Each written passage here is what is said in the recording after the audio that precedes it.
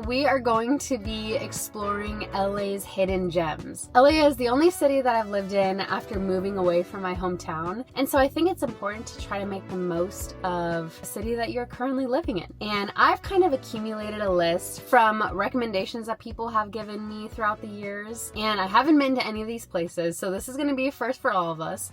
And with that said, let's go to the first destination.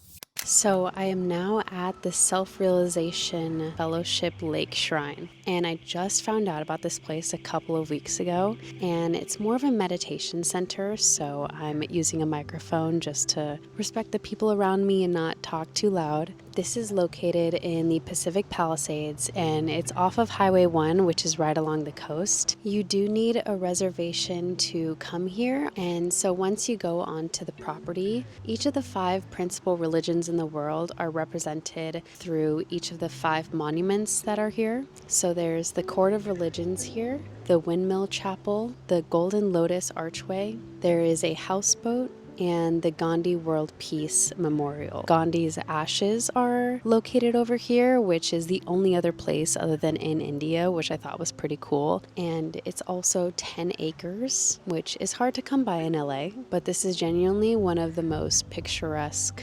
places, honestly, that I've really seen in LA. I think it's so gorgeous. I definitely would recommend coming with something where you can really take your mind off of everything and take your mind off of the city life and just come here and just completely relax. I definitely get the sense that locals come here pretty frequently, whether that's once a week or anytime they need to just unwind. And honestly, now that I've come, I would love to be a regular here because I just think it's a really great escape and a perfect place to just reset and decompress, especially when you get caught up in just the chaos and craziness of life and work and traveling and all that. I think right now it's a good reminder just to be present, recenter yourself. I would allow yourself some time when you come here because it's definitely not somewhere where you want to be in a rush or you're worried about the next thing to go to. I can genuinely say that while living in LA, I have never been to a space that is this tranquil and serene, gorgeous, but also so meditative at the same time. Yeah, I mean, this is my view right now. I've just never really seen anything like this. And honestly, the video and the photos don't even give it justice. Yeah, this is incredible. It's just crazy that I've never known of this place and I never heard of it until right now.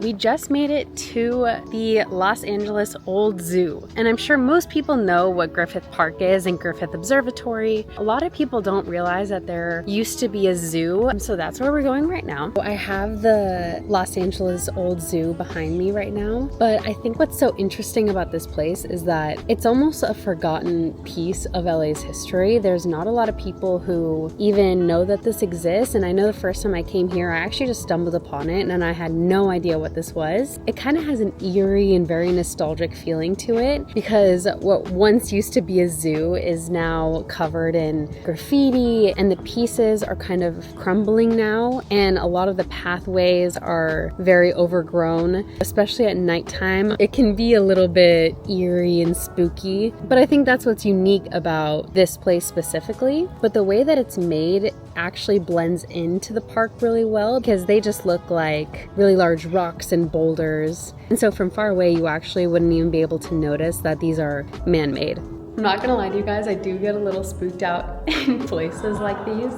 It's so crazy that animals literally used to be caged up in here. Being so close up to it right now is actually kind of crazy because you notice how small this environment is. It actually looks bigger on camera, but the fact that like animals used to live here, it's kind of crazy. It's just such a small space. Like, look how tiny this surface area is. That's insane. And there's a little gate up there too. Apparently Walt Disney used to come here pretty frequently, and he used to bring his animators to sketch up some characters based off of the animals that they had at the zoo. Okay, so I'm reading about the old zoo, and it's interesting because similar to what I was saying about these enclosures being so small, but according to this, these enclosures are actually no longer acceptable or appropriate to house animals, because animal welfare has just come a pretty long way. But thank goodness, and that's probably a big reason why they created a new space for the zoo, which I'm sure is a little bit bigger than these spaces up here because they really were so small.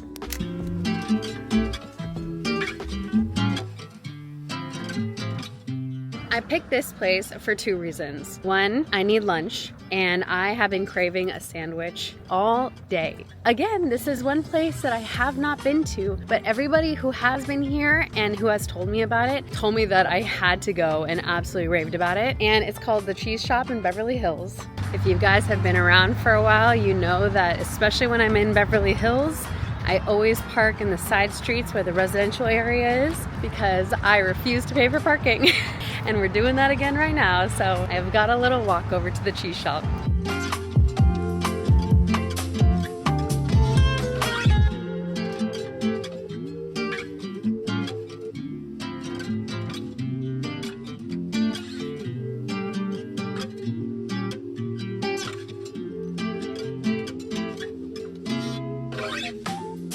Sandwich is secured.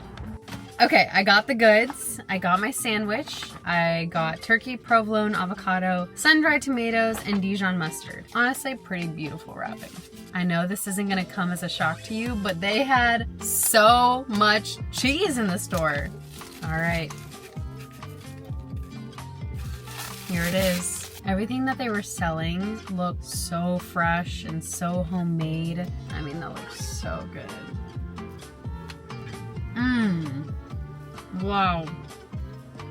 The sun-dried tomatoes taste marinated in like olive oil and basil and spices, and the turkey and the cheese just taste so fresh. And then how could you go wrong with avocado and Dijon mustard? I could literally drown my sandwiches in Dijon mustard. That's how much I love Dijon mustard. They didn't ask me what kind of bread I wanted, and I'm not sure if they use this kind of bread for every sandwich that they have. They must bake these things or get it from a local bakery every morning because this thing is soft. According to their website, they have been open since 1967, and they were the first cheese store in the country. They had a list of about 8 sandwiches that are their classic sandwiches that they make and are obviously really popular. I decided to go custom sandwich, but now tasting the ingredients, I kind of wish I went for one of their menu items. And they also had a really good selection of olive oils and balsamic vinegar. And so if you need things for a picnic or a quick gift idea or gift baskets, I think that's also a really good market to head over to. I feel full, I feel content, I feel ready to go to the next place, which is also still in Beverly Hills. So I'll meet you guys there.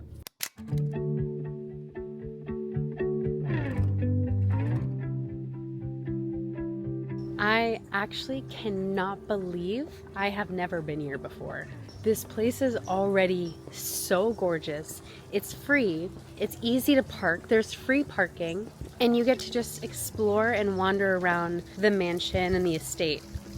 So the Greystone Mansion is really popular and well known in the entertainment world because they use this estate and these grounds for TV and filming. And I was just looking up some of the TV shows that have been filmed here. Music videos have been filmed here, but as far as like TV and movies, we have Gilmore Girls, Spider-Man, The Holiday, Vampire Diaries, X-Men, National Treasure, NCIS, Ghostbusters, Austin Powers. I'm not the best at knowing TV shows and movies. I'm sure you guys would know more of them, but it's so crazy. It's so cool. Today is Wednesday, and it's so quiet here that it almost feels like I'm entering on private property. I think about this a lot with primarily historical estates, but I would love to be a fly on the wall. And all the stories that could be told, I just feel like, especially in Hollywood and in the entertainment industry, I think there is a lot of truth to like the gossip and the allure and the, I don't know, that sort of thing when it comes to Hollywood.